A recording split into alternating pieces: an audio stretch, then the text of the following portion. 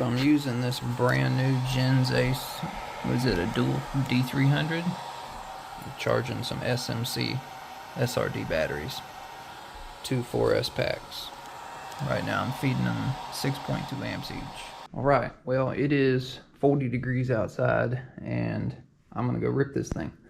I've got 8S in it. I know it's way overpowered for my small pond, but I just want to run it. I want to test out the new capacitor bank, and I have got the data logging running inside the Hydra XLX2. So if I'm able to pull any information off of it, I'll put it in the video. I've also got my Dynamite GPS in there. Not sure if it'll work, but we're going to give it a rip anyways. Let's take this thing on out to the pond. Alright, so, well, what's crazy is it's been fine all morning. As soon as I come out here, the damn wind picks up like it's a hurricane or something. But I'm dedicated. I'm gonna do this. Alright, we've got the, hopefully the data logging is running. Receiver battery 7.0. She's a heavy boat with those batteries in it, guys. She's a heavy boat. Okay, good to go. Alright.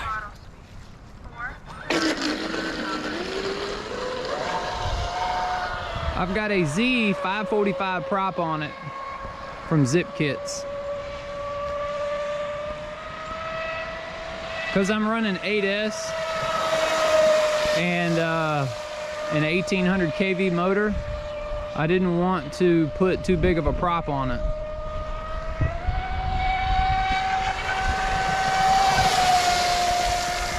I've got my data logging telemetry set at 10 cycles per second, or 10 samples per second. I'm basically just running it to where I can get a good understanding of where the data log is.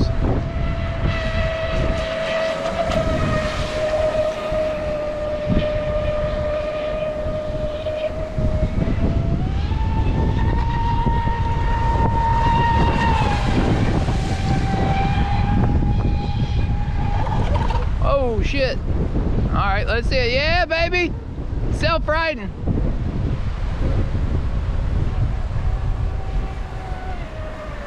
Oh, damn. I lost my antenna tube. It'll be alright.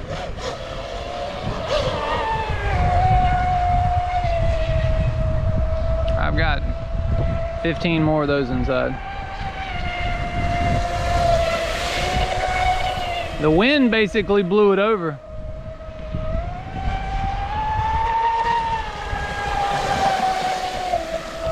I'm only giving it like 40% throttle, but we'll be able to tell. We'll be able to tell everything in the data log. I'm basically doing this just to get data.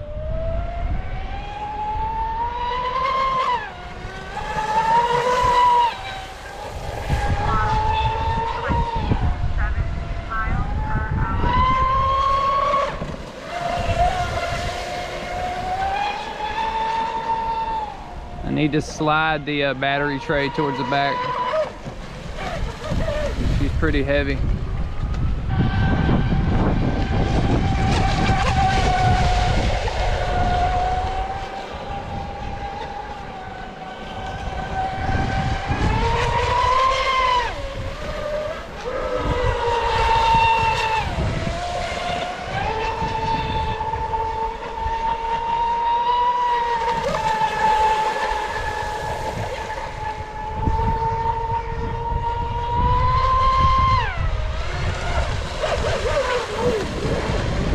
All right, let's bring it in.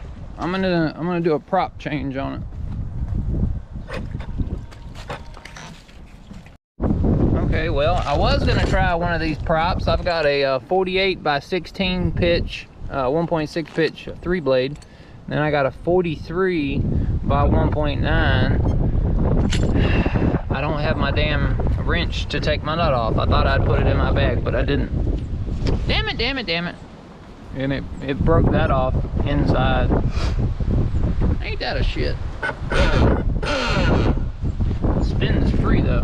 Spins nice and beautiful. It's crazy. I'll get like 5 seconds of heavy wind and then a minute of nothing.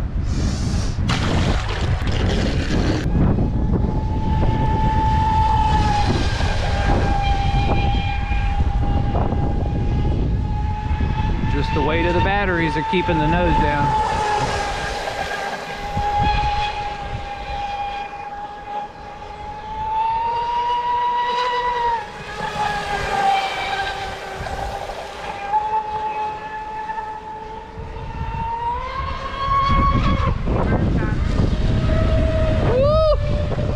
Gets heavy, boy.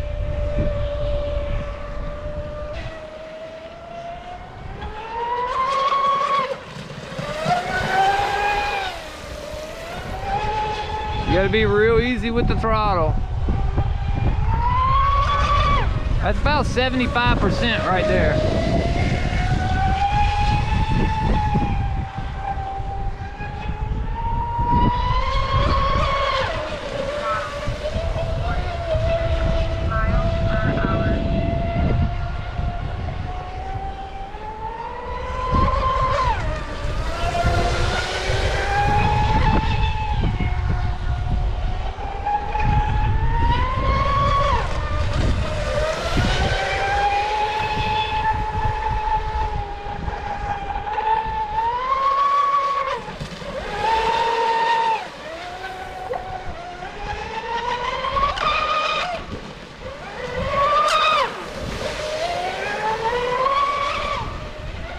Try to give it some full throttle blips. Alright. That was enough. I think I got good data.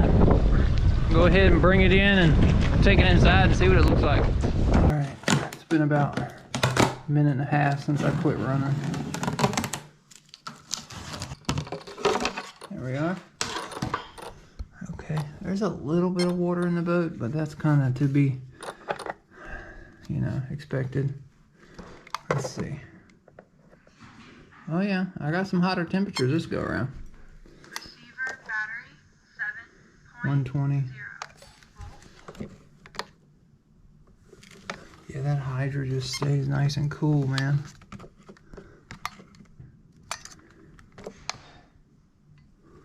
Okay, yeah. Alright, so yeah, the motor probably just needs a bigger cooling jacket. I want to come back to this side. It was just so crazy windy outside. It's just been so long since I've ran the boat, man. I'm having withdrawals from it. So it's been terrible weather, and I had charged the battery because it was a decent day outside. And then I go outside after being out there for 2 hours. Yeah, just not getting a signal. This is 35 mile an hour. Just come up here and it says, this one says 50, so yeah, either one of these, I mean, it's probably not correct. But I got a little water in the boat. Okay, I'm gonna go ahead and turn on my Castle link, click data logging, and I don't know, I guess I'll have to give it time to connect. I'll see if I can edit this into the footage. Just wanted to show you my batteries. I stopped just in time. 3.7, 3.76, yeah. So all those look good. All right, I'm gonna give this thing time. I have not cut it off because I didn't want to like cut it off and lose my data. I really don't know how that works, but I knew that it would not get a signal through the hull as far as Bluetooth is concerned. So I had to bring it back in, open it up to where we can connect it back to the Bluetooth to where we see if we can pull the data. Well, it took me a minute, but I figured out how to do it, and we are downloading the data log. It says it's 100% full, but I sat here with the boat on for like 10 minutes trying to figure it out. So I hope it's not just me sitting here for 10 minutes trying to figure it out full of the data log. Hopefully it logged the run, and then when it ran out, it, you know, basically got to 100% and shut off. So hopefully once it's done loading, I'll be able to get into it, and then I'll pull the data up on the screen that you're watching, put it in my editing software, and then I'll talk to you through that, and we'll go over it and we'll see what we find. I have no idea how to interpret this stuff, so whatever I say may be incorrect. I have watched a few videos on it, but they're very, very minimum videos on the XLX2, covering the data log and doing it over your phone. There's a bunch plugging it into the computer, but there's none online doing it on your phone. What I had to do was I had to turn off my switch and then turn off my remote and then turn back on my ESC with my remote off, and then it showed me that I had a full data log. So that's what I did. I basically just turned it off, turned my remote off, turned it back on, and then boom, my data log said it was 100% full. But prior to that, it just kept saying empty, empty, empty. So basically you just gotta give it a little time and leave it off. We'll see. Alright, so let's look at the data log. I know it's kind of basic. I'm going to change my parameters to go down to maybe 5 or 3 cycles per second, because basically the graph, you have to zoom into it really, really far in order to get any good like data off of it. It's just too much to deal with. I have it set start 35% because that's when my run actually started versus the entire length of the time that the boat was on. And 70% was when it was off. So between 35 and 70 is the full run. If we zoom in at the beginning of the run, let's go over here to 36.6. So this is where I threw the boat in the water and I took off. So basically, I just given it a little bit of gas, a little bit of throttle response, pulling about 50 amps. Not bad. So if we come down here and we look, we can turn on battery voltage. Let's turn that on. And it basically turns off battery current. And if we turn on ripple voltage, or battery ripple, so we'll go up here and see what ripple looks like. So basically, let's see if we can turn on motor RPM. All right, so throttle control input and battery ripple. Let's see. So this should give you, let's see, battery ripple is going to be purple. We don't really need power, but I'm trying to see what my throttle control input. So throttle control input is going to be black and battery ripple is going to be purple. Let's see, turn that back on. Wow, it won't show me both. All right, let's see if I zoom out, if it will show me both. No, it will not. Okay. So maybe there's more features when we're talking about putting it on an actual computer. It's just when I turn one on, the other comes off. Draw. And I'm really curious as to what the amp draw of an 1800 kV motor pulls on 8S. So as we're looking, that says 100. It's so hard to move. If I zoom out, maybe it won't be so detrimental. There we go. Let me zoom out some more. Okay, so as I zoom out, it looks like we only need to be at the 200 line. It doesn't give me an option. It's so hard. So hard to do based off finger movements. I wish it gave you like a plus or minus button, but it doesn't. So the beginning of the run was at 35% where we're at now. Let's journey on down and see. So right here, that motor is pulling at the very end of the run. If you remember, I gave it some full throttle blips, and those full throttle blips show and they indicate that we were pulling 200 amps right there towards the end. So let's go ahead. Man, I hate it when you zoom in on it, it moves away from it. It should be at 70%. It's so laggy. Alright, right there. So let's see if I zoom in on that. Yeah, see, it pulls it away. It should theoretically zoom in on the indicated one, but it's not. It's moving my percentages with it. And there's no way I can touch this little black line here in the middle, and that will not move. Only if I depress these buttons over here, will it move? And it's only moving 10 seconds at a time, which is extremely slow. Let's see if I just keep moving this over. If it, nope, it won't move the screen. 50,000 RPM, wow, that's crazy. So right there, our first hit. Basically what it's telling me is 10 per second is just too much, because it's too hard to read the graph at that point. But that's crazy. We're getting that much. I gotta zoom out in order to read that, in order to see it.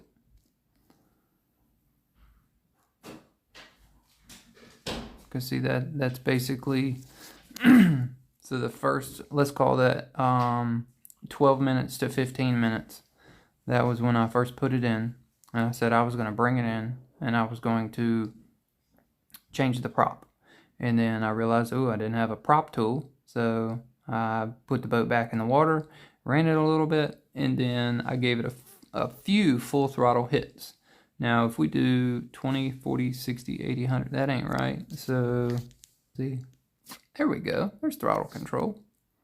All right, so let's zoom in on throttle control really far and go to the middle of the road. Okay, it's just showing you milliseconds. I was really trying to see if it was going to show me, like, am I giving it 100% or not?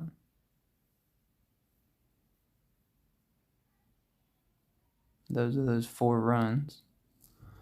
Let's go back right there. It just doesn't say it, does it? Now if we go down here to where it says throttle input indicator, max power, I want it to tell me if it's 100%, but it doesn't. Now motor power output, maybe that will, because it says my max was basically 95% and my average was 10%. So to me that seems more like what my throttle response is. Okay, so that's kind of what that is. It's seemingly like throttle response.